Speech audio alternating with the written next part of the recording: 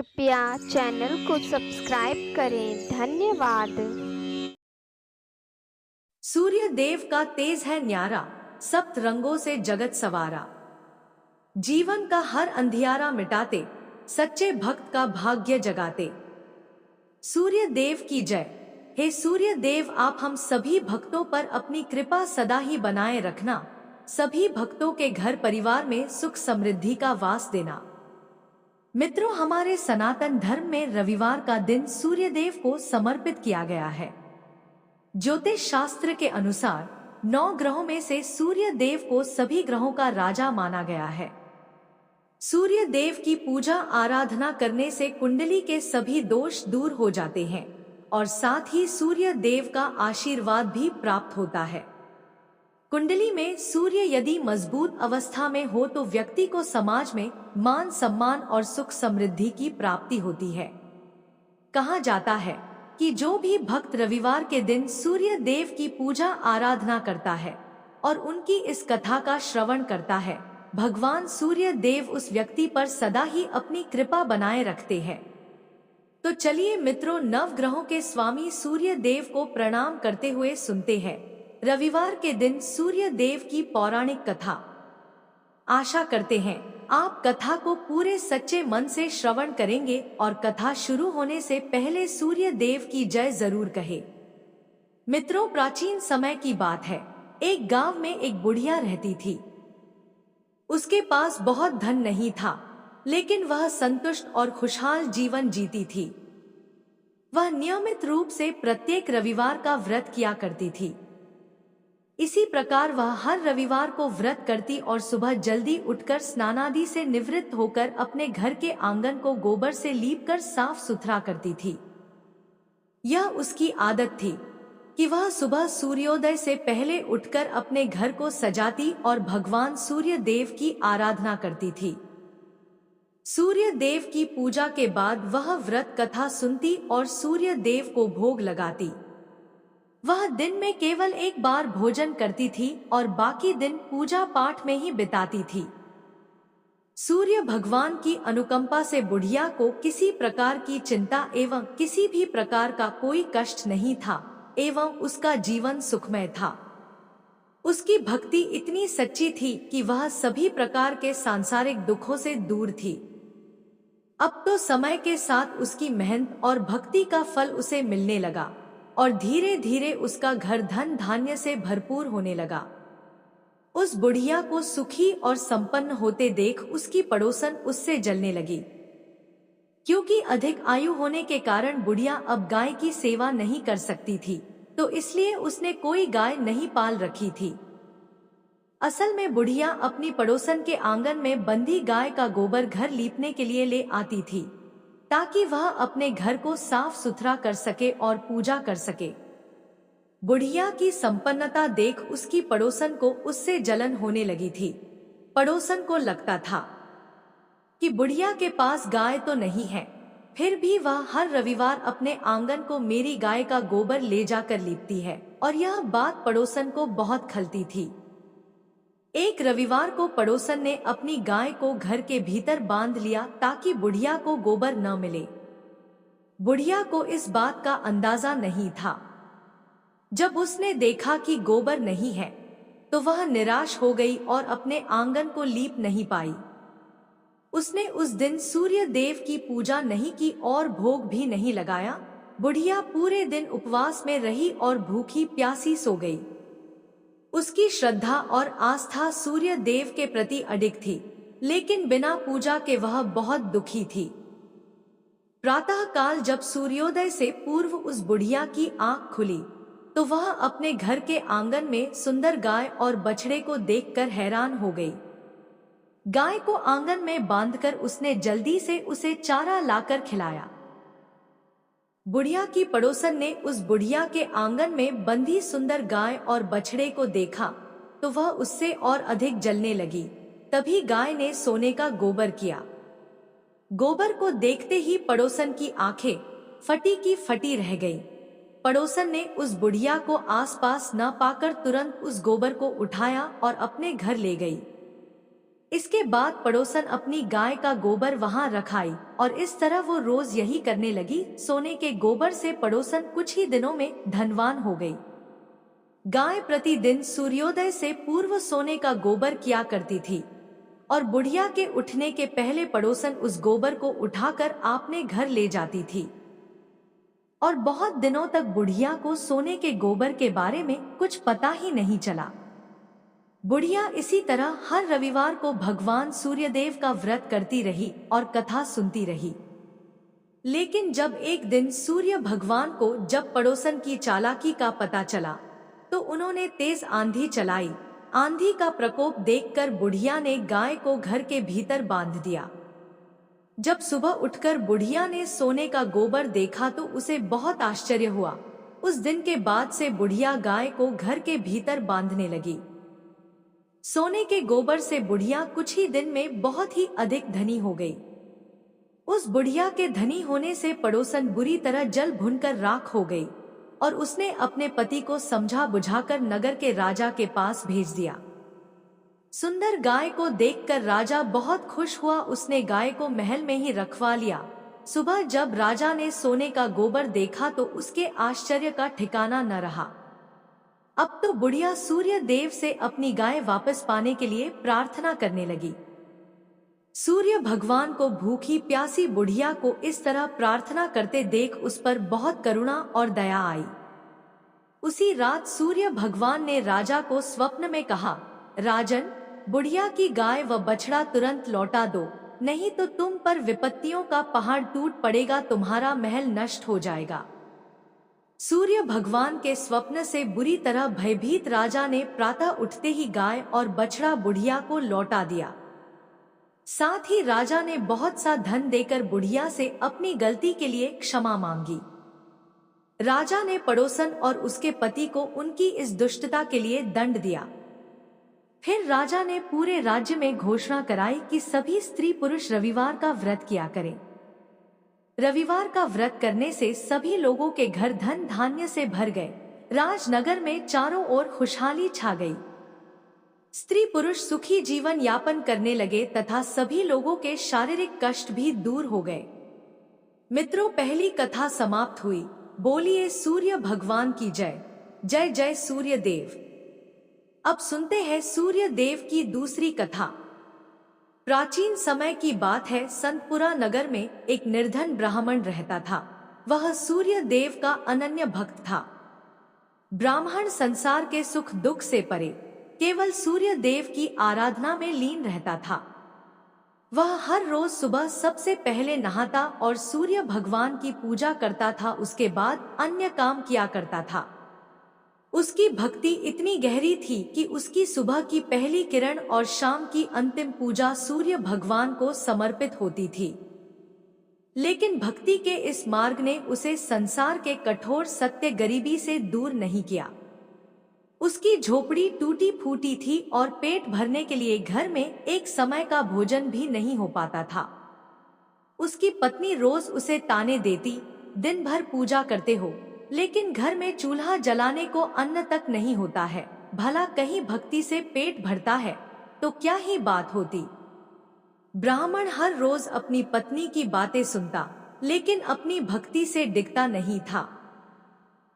पड़ोसी भी उसे निकम्मा कहकर अपमानित करते थे। कोई कहता, सारा दिन इधर उधर घूमता है, जैसे कोई बड़ा तपस्वी हो। इन तानों और उपेक्षा ने उसके मन को गहराई तक आहत कर दिया। एक दिन उसने निर्णय लिया कि अब इस संसार को छोड़कर केवल सूर्य भगवान की शरण में जाऊंगा। एक दिन ब्राह्मण ने सुबह जल्दी उठकर स्नान किया, पूजा की सामग्री ली और जंगल की ओर चल पड़ा। चलते चलते उसे एक निर्जन स्थान मिला जहां एक सूखा हुआ पीपल का पेड़ और एक लगभग सूखा हुआ तालाब था। ब्राह्मण ने सोचा, यही स्थान मेरी भक्ति के लिए उपयुक्त है। उसने पीपल के नीचे बैठकर सूर्य भगवान की आराधना शुरू की। पूजा समाप्त होने पर उसने तालाब से थोड़ा सा पानी लिया और सूर्य भगवान को अर्घ्य दिया। जैसे ही पानी बहकर पीपल की जड़ों और तालाब में पहुंचा, एक अद्भुत चमत्कार हुआ। सूखा हुआ पीपल हरा भरा हो गया। उसकी शाखाएं हरी भरी पत्तियों से भर गईं। वहीं तालाब स्वच्छ जल से भर गया।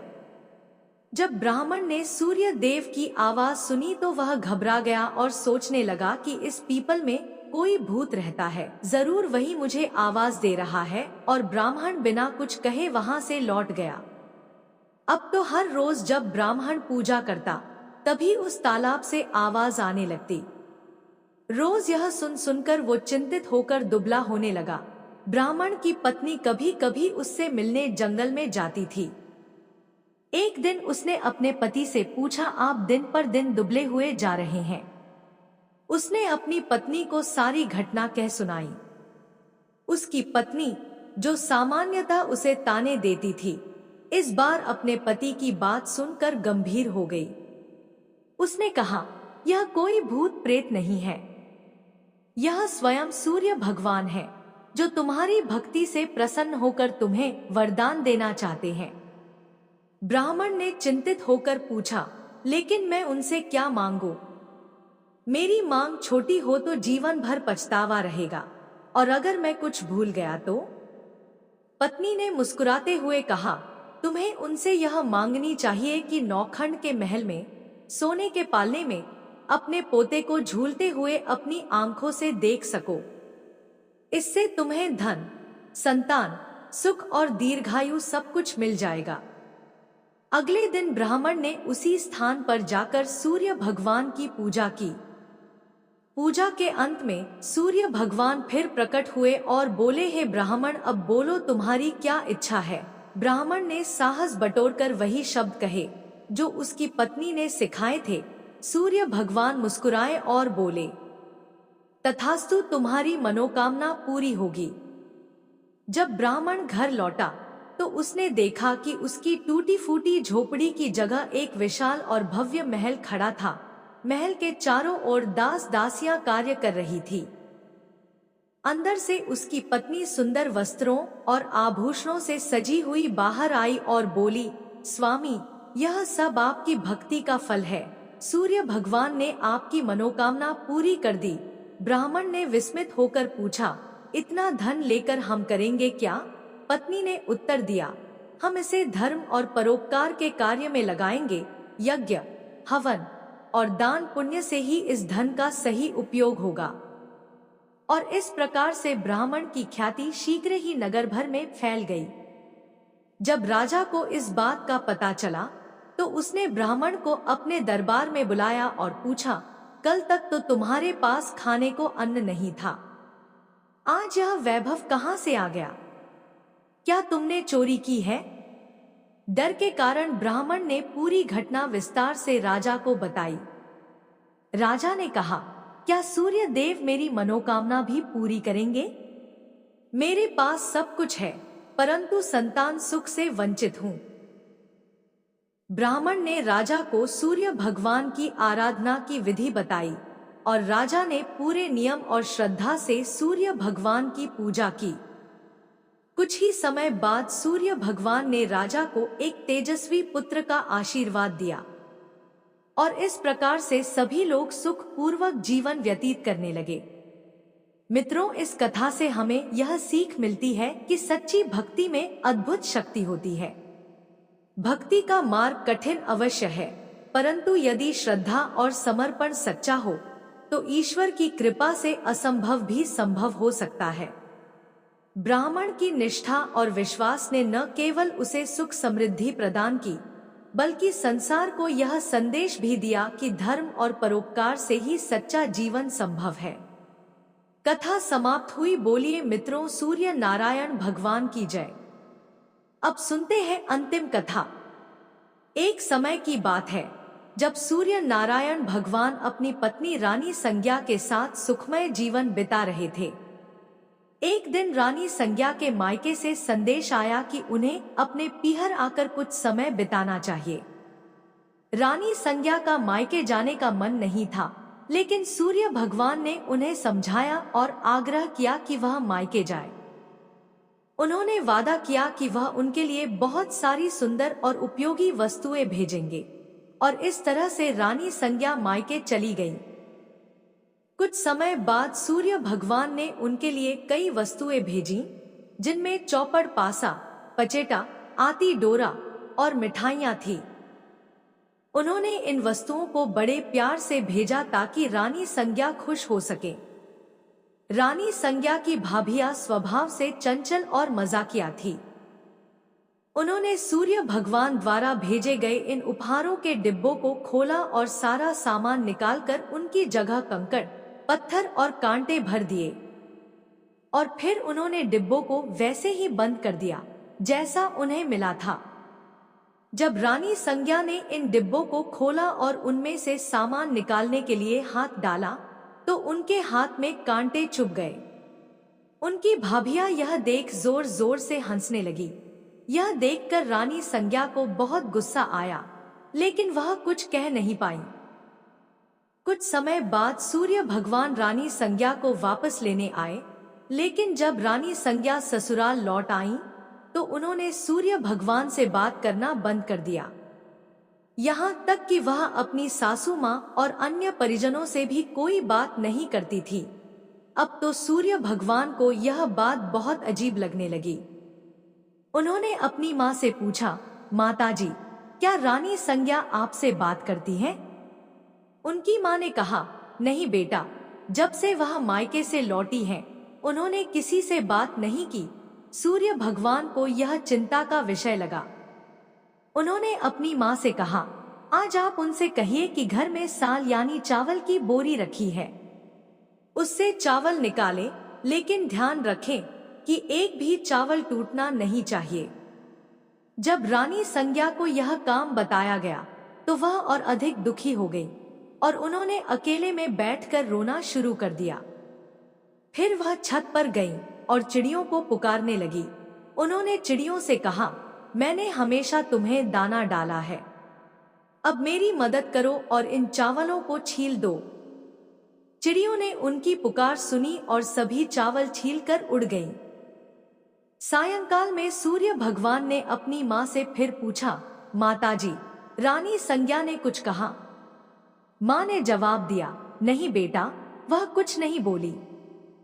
सूर्य भगवान ने कहा, अब आप उनसे कहिए कि 108 छेद वाली मटकियों में पानी भरें। जब रानी संज्ञा को यह काम बताया गया तो वह तालाब के पास जाकर बैठ गई और वहीं रोने लगी। उनकी हालत देखकर मेंढकियां उनके पास आईं और पूछा, आप क्यों रो रही हैं? रानी संज्ञा ने कहा, मेरी सासू माँ ने 108 छेद वाली मटकियों में पानी भरने को कहा है, बताओ इनमें पानी कैसे टिकेगा? मेंढकियों ने कहा, आप चिंता मत करो, हम छेदों पर चिपक जाएंगी, फिर आप आराम से मटकियां भर लेना। यह सुनकर रानी संज्ञा को थोड़ा सुकून मिला।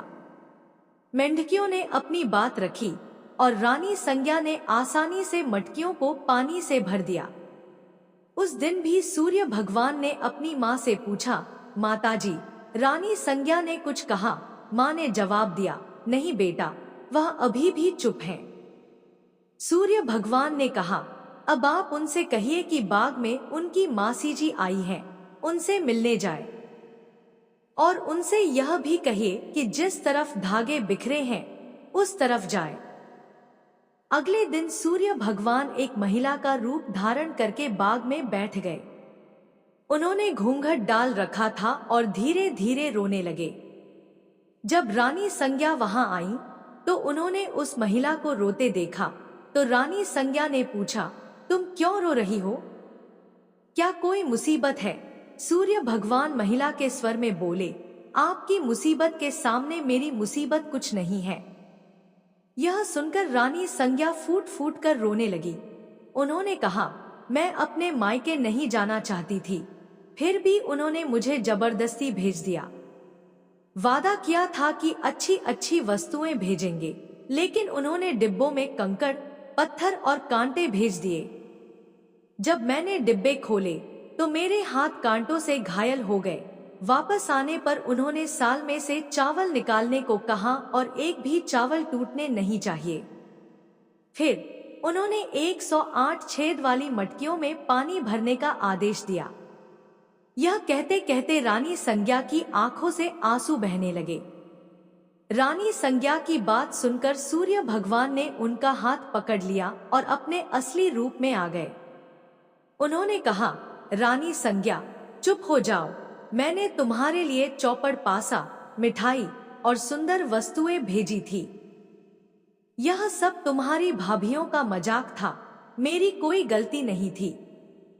अगर तुमने यह बात पहले ही बता दी होती तो तुम्हें इतनी मुसीबत नहीं झेलनी पड़ती। सूर्य भगवान की बात सुनकर रानी संज्ञा को राहत मिली और उन्होंने सूर्य भगवान को क्षमा कर दिया और सूर्य देव रानी संज्ञा के साथ खुशी खुशी रहने लगे। मित्रों, यह कथा हमें यह सिखाती है कि धैर्य और सहनशीलता हर परिस्थिति में हमारा साथ देते हैं। इस कथा में प्रकृति के जीव जंतुओं जैसे चिड़ियों और मेंढकियों ने रानी संज्ञा की मदद की, जिससे यह संदेश मिलता है कि जब हम दूसरों के लिए अच्छे काम करते हैं तो संकट के समय वे भी हमारी मदद करते हैं।